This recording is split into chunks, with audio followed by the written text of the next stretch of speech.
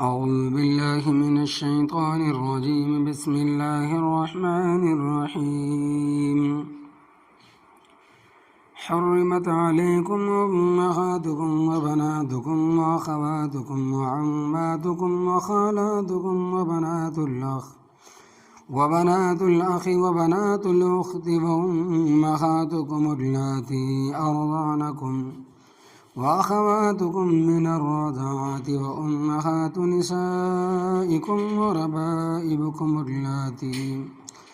اللاتي في حجوركم من نسائكم اللاتي دخلتم بهن فإن لم تكونوا دخلتم بهن فلا جناح عليكم وحلائل أبنائكم الذين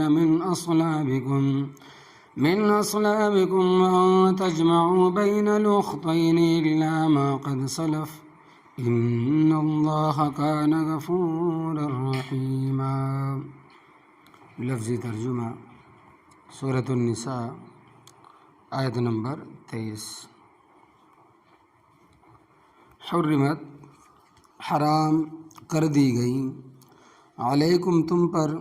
امہاتکم تمہاری مائیں، وبناتکم اور تمہاری بیٹیاں، واخواتکم اور تمہاری بہنیں، وعماتکم اور تمہاری پھوپھیاں، وخالاتکم اور تمہاری خالائیں، وبنات الاخی اور بھتیجیاں، وبنات الاختی اور بھانجیاں، وامہاتکم اللاتی اور تمہاری وہ مائیں، ارضعنکم جنہوں نے تمہیں دودھ پلایا ہے، واخواتکم من الرضاعتی اور تمہاری دودھ شریک بہنیں، وامہات نسائکم اور تمہاری بیویوں کی مائیں، وربائبکم اللاتی اور تمہاری وہ پروردہ بچیاں، فی حجورکم جو تمہاری گود اور تربیت میں ہیں، من نسائکم اللاتی ان عورتوں سے، دخلتم بہن جن کے ساتھ تم ہم بستری کر چکے ہو، فإن لم تکونوا دخلتم بہن پس اگر تم نے ان کے ساتھ ہم بستری نہیں کی، فلا جناح علیکم پس کوئی گناہ نہیں ہے تم پر، وحلائل ابنائکم اور تمہارے بیٹیوں کی بیویاں بھی حرام کر دی گئی ہیں، الذین وہ بیٹے، من اصلابکم جو تمہاری پشت سے ہیں، یعنی تمہاری صلبی بیٹی ہے یا بیٹے ہیں، وَأَن تَجْمَعُوا بَيْنَ الْأُخْتَيْنِ اور یہ کہ تم جمع کر دو دو بہنوں کو نکاح میں، ایک ساتھ میں دو بہنوں کو ایک ساتھ میں سگی بہنوں کو نکاح میں نہیں لا سکتے، الا ما قد سلف مگر وہ جو پہلے گزر چکا، ان اللہ بے شک اللہ تبارک و تعالی، کان غفور الرحیم بخشنے والا مہربان.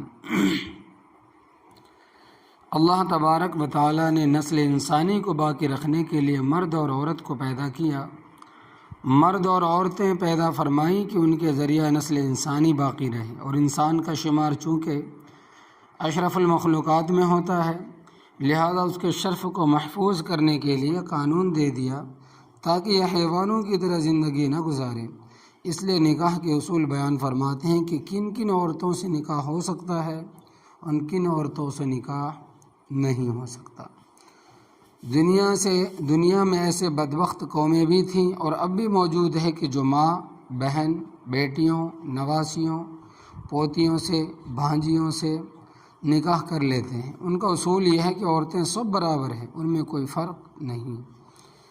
چنانچہ ایران کے مجوسی اور پارسیوں کا یہی نظریہ تھا. سعودیہ کے بالکل کنارے پر ایک مقام تھا حجر، وہاں کچھ مجوسی آباد تھے. حضرت عمر فاروق رضی اللہ تعالیٰ عنہ کو اپنے دور خلافت میں معلوم ہوا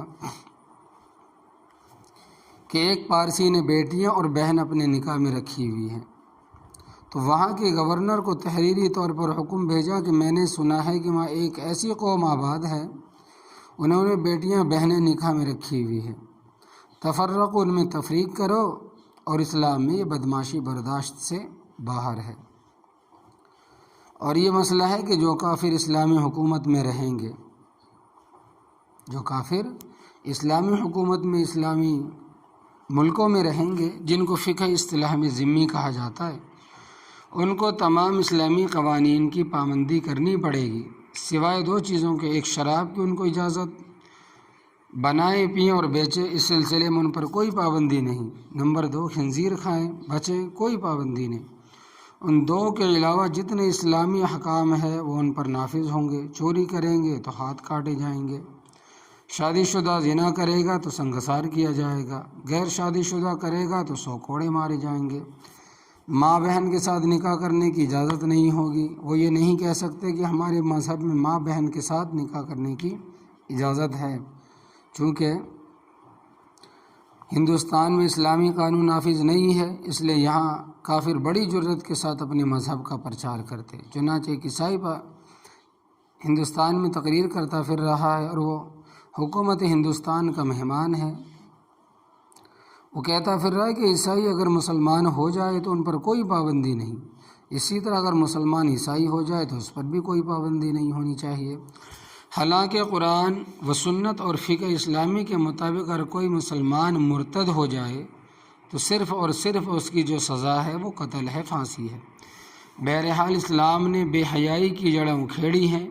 نہ آتش پرستوں کے طریقوں کو رہنے دیا اور نہ کسی اور طریقے کو۔ آج سے تقریباً 5 سال پہلے کی بات ہے، اخبار میں آیا تھا کہ کسی مغرب ملک میں ایک عورت کا خاوند فوت ہو گیا تو اس نے اپنے بیٹے کے ساتھ نکاح کر لیا جو اسی خاوند سے تھا۔ عورت کی عمر 42 سال تھی اور لڑکی کی عمر 18 سال تھی، اور اس عورت کا باقاعدہ فوٹو بھی شائع ہوا تھا۔ کچھ لوگوں نے لڑکے کو طعنے دیے کہ وہ تیری ماں ہے، تو اس نے کہا کوئی بات نہیں، وہ میری ماں بھی ہے، میری بیوی بھی ہے، تمہیں کیا تکلیف؟ تو اس قدر دنیا میں بے حیائی پھیلی ہوئی ہے۔ اللہ تبارک و تعالیٰ نے اس بے حیائی کو بند کرنے کا حکم دیا، جیسا کہ آپ نے کل کے درس میں سنا کہ وَلَا تَنْكِحُوا مَا نَكَحَ، اور نہ نکاح کرو تم ان عورتوں کے ساتھ جن کے ساتھ نکاح کیا ہے تمہارے باپ دادا نے، یعنی جن عورتوں کے ساتھ تمہارے باپ دادا نے نکاح کیا ہے ان کے ساتھ نکاح تمہارا نہیں ہو سکتا۔ اس حکم میں سوتیلی مائیں، سوتیلی دادیاں، سوتیلی نانیاں سب داخل ہے۔ اور آج کے درس میں یہ حکم ہے، فرمایا کہ حرمت علیکم امہاتکم، حرام کر دی گئی ہے تم پر تمہاری مائیں، یعنی ماں کے ساتھ نکاح جائز نہیں، اور نانا،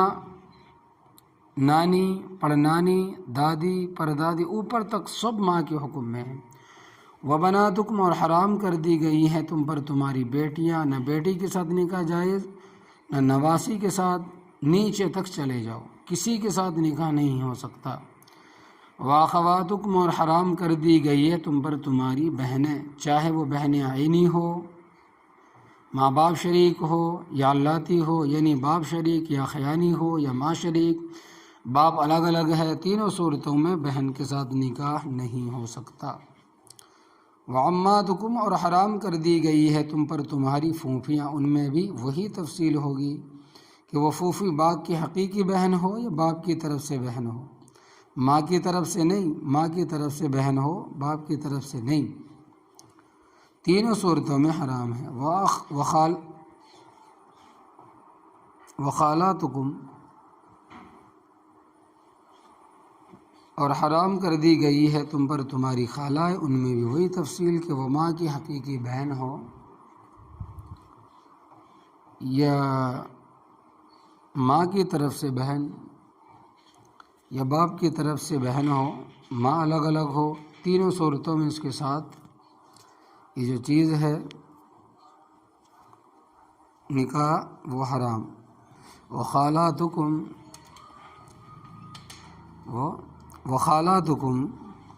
اور حرام کر دی گئی ہیں تم پر تمہاری خالائیں، ان میں بھی وہی تفصیل ہے کہ وہ ماں کی حقیقی بہن ہو یا ماں کی طرف سے بہن ہو یا باپ کی طرف سے بہن ہو، ماں الگ الگ ہو، تینوں صورتوں میں اس کے ساتھ نکاح حرام ہے۔ وبنات الاخی، اور حرام کر دی گئی ہے تم پر بھائی کی بیٹیاں یعنی بھتیجیاں، ان میں بھی وہی تفصیل ہے کہ حقیقی بھائی ہے اس کی بیٹی، یا ماں کی طرف سے بھائی ہو تو اس کی بیٹی، یا باپ کی طرف سے بھائی ہے اس کی بیٹی، تینوں صورتوں میں بھائی کی بیٹی کے ساتھ نکاح حرام ہے۔ وبنات الاخت، اور حرام کر دی گئی ہے تم پر بہن کی بیٹیاں یعنی بھانجیاں، یہاں بھی وہی تفصیل،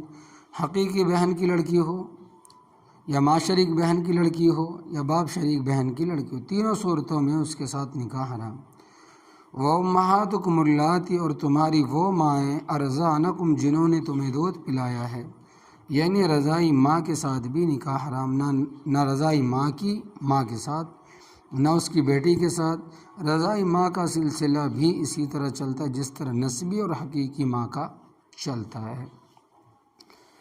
عورتوں کی یہ رضاعت کا مسئلہ اچھی طرح سمجھ جانا چاہیے، کیونکہ بعض بیچاریاں بالکل سادہ ہوتی ہیں، ان کو مسئلے کا علم نہیں ہوتا، اور پیار میں آ کر اپنے بھتیجوں اور بھانجوں کو دودھ پلاتی ہے۔ یا کوئی عورت سودا سلف لینے کے لیے گئی اور پیچھے اس کا بچہ بچی رو رہے ہیں تو وہ ان کو اپنا دودھ پلا دیا، خاموش ہو جائیں۔ ایسا بالکل نہیں کرنا چاہیے، کیونکہ اس کے ساتھ حرام حلال کے مسائل کا تعلق ہے۔ لہذا بلا ضرورت کوئی عورت کسی بچے کو دودھ نہ پلائے۔ ہاں اگر مجبوراً پلانا پڑا ہے کہ اگر نہ پلائیں تو بچے کی جان کو خطرہ تھا کہ مر جاتا، تو پھر اس کی تشہیر کرے کہ فلاں لڑکے یا لڑکی کو میں نے دودھ پلایا ہے، کیونکہ زندگی کا کوئی علم نہیں ہے۔ اگر اس نے نہ بتایا اور فوت ہو گئی اور لا علمی کی وجہ سے بہن بھائی کا نکاح ہو گیا تو آگے ساری نسل حرامیوں کی چلے گی، اور دودھ کے چند قطرے بھی اندر چلے گئے تو احکامات مرتب ہونے کے لیے کافی ہے۔ اور فقہائے کرام رحمۃ اللہ علیہ نے یہاں تک مسئلہ لکھا ہے کہ اگر غیر شادی شدہ لڑکی صحت مند ہے اور اس کا دودھ اتر آیا ہے، اور ایسا ہو سکتا ہے باوجود اس کے کہ وہ بچلن بھی نہ ہو، اگر اس نے اپنا دودھ کسی بچی یا بچے کو پلایا تو بھی رضاعت کا حکم ثابت ہو جائے گا، اور وہ اس بچی کی ماں بن جائے گی۔ اس وجہ سے بڑا نازک مسئلہ ہے کہ گھروں میں خوب تشہیر کرو، اور جو عورتیں درس سنتی ہیں ان کا فرض ہے کہ وہ اپنی برادری کی عورتوں کو بتائے کہ کوئی عورت کسی کے بچے کو دودھ نہ پلائے، اگر پلائے تو اس کی خوب تشہیر کرے، یعنی لوگوں کو بتائے، اعلان کرے کہ میں نے فلاں بچے کو دودھ پلایا ہے، تاکہ آگے آنے والی نسلوں پر اس کی زد نہ پڑے۔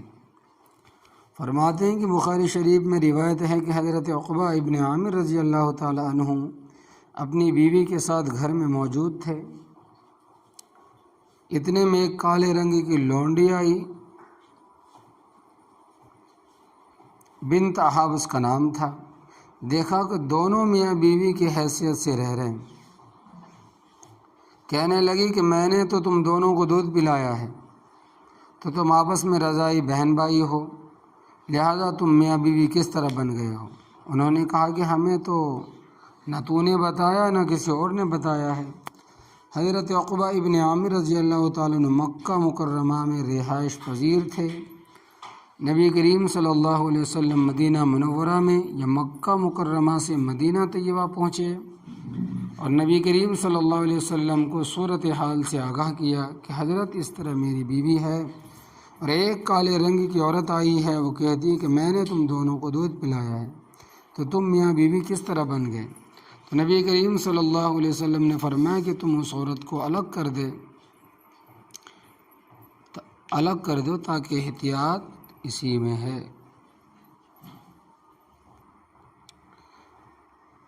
تو کیا فرمایا نبی کریم صلی اللہ علیہ وسلم نے کہ تم اس عورت کو الگ کر دو، احتیاط اسی میں ہے، یعنی اپنی بیوی کو۔ اور یہ مسئلہ بھی سمجھ لیں کہ رضاعت کا حکم تب ثابت ہوگا کہ 2 سال کی عمر کے اندر دودھ پلایا جائے، کیونکہ دوسرے پارے میں موجود ہے کہ حولین کاملین، کہ دودھ پلانے کا زمانہ 2 سال ہے۔ 2 سال کے بعد جب بچہ کھانے پینے لگ جائے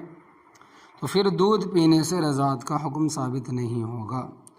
چنانچہ ایک آدمی نے مسئلہ دریافت کیا کہ اگر کوئی آدمی اپنی بیوی کا دودھ چوس لے تو کیا نکاح رہتا ہے یا نہیں؟ تو میں نے کہا کہ بھائی اس کو بیوی کے دودھ کو چوسنے کی کیا ضرورت تھی؟ بھیڑ بکری کا چوس لیتا، مگر ایسا کرنے سے نکاح پر کوئی زد نہیں پڑتی، کیونکہ رضاعت کا حکم 2 سال کے اندر ثابت ہوتا، لیکن ایسی کوئی حرکت نہیں کرنی چاہیے، شریعت کے دائرے میں رہنا چاہیے۔ وَأَخَوَاتُكُم مِّنَ الرَّضَاعَةِ، اور تمہاری دودھ شریک بہنیں، ان کے ساتھ نکاح جائز نہیں، اور اس کی کئی صورتیں بن سکتی ہے۔ پہلی چیز یہ کہ لڑکے کی ماں کا دودھ کسی لڑکی نے پیا ہے۔ ایک یہ کہ لڑکے کی ماں کا دودھ کسی لڑکی نے پیا ہے، یہ دونوں آپس میں بہن بھائی ہیں۔ اور یہ بھی ہو سکتا ہے کہ لڑکی نے کسی لڑکے کی ماں کا دودھ پیا ہو تو بھی بہن بھائی بن گئے۔ اور ایک صورت یہ بھی ہو سکتی ہے کسی لڑکے اور لڑکی نے کسی تیسری عورت کا دودھ پیا ہو جو نہ لڑکے کی ماں ہے نہ لڑکی کی، تب بھی یہ دونوں آپس میں بہن بھائی بن گئے۔ اور بہن بھائی بننے کے لیے ضروری نہیں کہ وہ اکٹھے ایک ہی وقت میں پیے، بعض بہن بھائی بن گئے یعنی دودھ پینے کا زمانہ ایک ہو، بلکہ فرض کرو کہ لڑکے نے آج دودھ پیا ہے اور لڑکی نے اس عورت کا دودھ 2 سال یا 10 سال یا 30 سال یا 50 سال بعد پیا، تب بھی یہ آپس میں بہن بھائی بن جائیں گے، کیونکہ دونوں کی ماں ایک ہے۔ وَأُمَّهَاتُ نِسَائِكُمْ، اور تمہاری بیویوں کی مائیں، یعنی کہ ساس کے ساتھ بھی نکاح جائز نہیں، چاہے وہ طلاق شدہ ہو یا بیوہ ہو جائے، کوئی بھی حیثیت رکھتی ہو وہ تمہاری ماں کے درجے میں ہے۔ وَرَبَائِبُكُمْ، ربائب ربینہ کی جمع ہے، ربیبہ کی جمع ہے، تمہاری پروردہ بچیاں، اللاتی فی حجورکم، وہ جنہوں نے تمہاری گود میں تربیت پائی ہے، من نسائکم اللاتی دخلتم بہن، تمہاری ان عورتوں سے جن سے تم ہم بستری کر چکے ہو۔ مثلا ایک عورت بیوہ یہ مطلق ہے، اس نے دوسری جگہ نکاح کر لیا اور پہلے خاوند سے بچی ہے تو یہ دوسرا خاوند اس بچی سے نکاح نہیں کر سکتا۔ مثلا ایک عورت بیوہ یا طلاق شدہ ہے، اس نے دوسری جگہ نکاح کر لیا اور پہلی خاوند سے بچی ہے، یہ دوسرا خاوند اس بچی سے نکاح نہیں کر سکتا۔ یہ نہیں کہہ سکتا کہ میری بیٹی نہیں ہے، کسی اور کی بچی، کیونکہ عموماً بیوہ ہونے اور طلاق شدہ ہونے کی شکل میں چھوٹے بچے ماں کے پاس رہتے ہیں تو یہ ربیبہ کہلاتی ہے۔ فَإِن لَمْ تَكُونُوا دَخَلْتُمْ بِهِنَّ، پس اگر تم نے کسی کے ساتھ ہم بستری نہیں کی، فَلَا جُنَاحَ عَلَيْكُمْ، تو کوئی گناہ نہیں ہے تم پر۔ مثلا ایک آدمی نے بیوہ یا طلاق شدہ عورت سے نکاح کیا ہے مگر ہم بستری نہیں کی اور طلاق کی نوبت آ گئی، یا وہ عورت فوت ہو گئی تو اس کی وہ بچی جو پہلے خاوند سے ہے اس کے ساتھ یہ دوسرا خاوند نکاح کر سکتا ہے، اس کے لیے حلال ہے، کوئی گناہ نہیں ہے۔ وَحَلَائِلُ أَبْنَائِكُمْ، اور تمہارے بیٹوں کی بیویاں تم پر حرام کر دی گئی، الَّذِينَ مِنْ أَصْلَابِكُمْ، وہ بیٹے جو تمہاری پشت سے، یعنی جو تمہارے صلبی بیٹے ہیں۔ اور یہ صلبی کی قید اس لیے یعنی کہ منہ بولے بیٹے کی بیوی سے طلاق اور عدت کے بعد نکاح جائز ہے، اس کے حقوق وہ نہیں ہیں جو صلبی بیٹے کے یعنی خود کے سگے بیٹے کے ہیں۔ زمانہ جاہلیت میں لوگوں کا یہ دستور تھا کہ جس کو بیٹا کہہ دیتے تھے اس کے وہی حقوق سمجھتے تھے جو صلبی بیٹے کے ہوتے تھے۔ چنانچہ نبی کریم صلی اللہ علیہ وسلم نے حضرت زید بن حارثہ رضی اللہ تعالی عنہ کو متبنہ بنایا تھا، اور آپ صلی اللہ علیہ وسلم کی پھوپھی ذات بہن حضرت زینب بنت جحش رضی اللہ عنہا کے ساتھ ان کا نکاح ہوا تھا۔ آپس میں مجاز کے نہ ملنے کی وجہ سے طلاق کی نوبت آ گئی۔ عدت گزرنے کے بعد جب نبی کریم صلی اللہ علیہ وسلم نے حضرت زینب رضی اللہ تعالیٰ عنہ کے ساتھ نکاح کرنا چاہا تو آپ صلی اللہ علیہ وسلم نے اس پروپیگنڈے سے ڈرتے تھے کہ لوگ کہیں گے کہ آپ نے بیٹے کی بیوی سے نکاح کر لیا۔ تو 22ویں پارے میں موجود ہے کہ اللہ تبارک و تعالیٰ نے فرمایا کہ وَتَخْشَ النَّاسَ، اور تم لوگوں سے ڈرتے تھے، وَاللَّهُ حَقُّ أَن تَخْشَىٰ، حالانکہ اللہ تبارک و تعالیٰ اس کا زیادہ مستحق ہے کہ اس سے ڈرو، یعنی لوگوں سے نہ ڈرو، مجھ سے ڈرو۔ متبنہ کی بیوی سے نکاح جائز ہے، رضائی بیٹے کی بیوی سے نکاح جائز نہیں، اور رضائی بیٹا وہ جس نے بیوی کا دودھ پیا ہے۔ اس بچے نے کسی عورت کے ساتھ نکاح کیا، پھر وہ فوت ہو گیا، اس نے طلاق دے دی، تو یہ رضائی باپ اس عورت کے ساتھ نکاح نہیں کر سکتا۔ رضائی بیٹی کے وہی احکام ہیں جو حقیقی بیٹے کے لیے ہے۔ وَأَن تَجْمَعُوا بَيْنَ الْأُخْتَيْنِ، اور یہ کہ تم جمع کر دو دو بہنوں کو نکاح میں، یعنی کہ دو بہنوں کو ایک نکاح میں جمع کرنا بھی حرام، برابر ہے کہ حقیقی بہنیں ہوں یا باپ کی طرف سے بہنیں ہوں یا ماں کی طرف سے بہنیں ہوں۔ اسی طرح پھوپھی بھتیجی بھی کسی کے نکاح میں اکٹھے نہیں رہ سکتی، آگے پیچھے رہ سکتی ہیں کہ ایک فوت ہو جائے تو دوسرا سے نکاح کر لے۔ اسی طرح خالہ بھانجی بھی اکٹھی نہیں رہ سکتی، آگے پیچھے ہو سکتی۔ مثلا ایک آدمی نے ایک عورت کے ساتھ نکاح کیا، موافقت نہ ہوئی، طلاق ہو گئی، اب اس کی بھتیجی یا بھانجی کے ساتھ نکاح کرنا چاہتا ہے تو جب تک پہلی عورت کی عدت ختم نہیں ہوگی اس وقت تک اس کی بھتیجی یا بھانجی سے نکاح نہیں ہو سکتا، کیونکہ دونوں کا جمع ہونا لازم آتا ہے۔ یہ اللہ تبارک و تعالیٰ نے احکام بتا دیے ہیں۔ کافی عرصہ ہوا کہ ایک مسئلہ درپیش ہوا کہ ایک آدمی کی دو بچیاں ہیں، قدرتی طور پر دونوں کی پیٹھ جڑی ہوئی ہے، دونوں صحت مند اور جوان ہو گئی۔ ڈاکٹروں نے کہا کہ دونوں کو الگ الگ کرنے کے لیے رگیں کاٹنی پڑیں گی، اگر کاٹی گئی تو مر جائیں گی۔ دونوں کو الگ الگ کرنے کے لیے رگیں کاٹی گئی تو مر جائیں گی۔ نکاح کا مسئلہ پیش ہوا کہ ان کا نکاح کس طرح کیا جائے، کیا صورت ہوگی؟ تو مودودی صاحب نے فتویٰ دیا کہ دونوں کا ایک مرد کے ساتھ نکاح کر دو جائز ہے۔ ہم نے بڑا احتجاج کیا کہ قرآن پاک کا حکم ہے کہ وَأَن تَجْمَعُوا بَيْنَ الْأُخْتَيْنِ، کہ دو بہنوں کو جمع کرنا حرام۔ یعنی جو مولانا سرفراز احمد ہے فرمانے لگے کہ ہم نے بہت احتجاج کیا، قرآن پاک کا حوالہ دیا کہ دو بہنوں کو جمع کرنا حرام، اور ان دونوں کا وجود الگ الگ ہے، صرف ایک جگہ سے رگیں جڑی ہوئی ہے، اگر کاٹتے ہیں تو مرنے کا خطرہ، اور قرآن پاک کا صریح ہے حکم ہے کہ دو بہنوں کا نکاح میں اکٹھا کرنا حرام۔ علماء کا مودودی صاحب سے کوئی ذاتی اختلاف اور دشمنی نہیں، اس اللہ کے بندے نے قرآن پاک کی تفسیر میں بھی اور فقہی مسائل میں بھی بڑی کلا بازیاں کھائی ہے، اور اس نے بڑا کچھ کہا ہے۔ تو یہ اٹل مسئلہ ہے کہ دو بہنیں اکٹھی ایک نکاح میں نہیں رہ سکتی۔ ہاں، اس طرح ہو سکتا ہے کہ ایک ساتھ نکاح ہوا ہے، وہ فوت ہو جائے تو عدت گزرنے کے بعد اس کی بہن کے ساتھ نکاح کر لے۔ نبی کریم صلی اللہ علیہ وسلم کی صاحبزادی حضرت رقیہ رضی اللہ تعالیٰ عنہ حضرت عثمان غنی رضی اللہ تعالیٰ عنہ نکاح میں تھی۔ ان کے فوت ہو جانے کے بعد آپ صلی اللہ علیہ وسلم نے اپنی دوسری بیٹی حضرت ام کلثوم رضی اللہ تعالیٰ عنہ کا نکاح حضرت عثمان غنی رضی اللہ تعالیٰ عنہ سے کر دیا،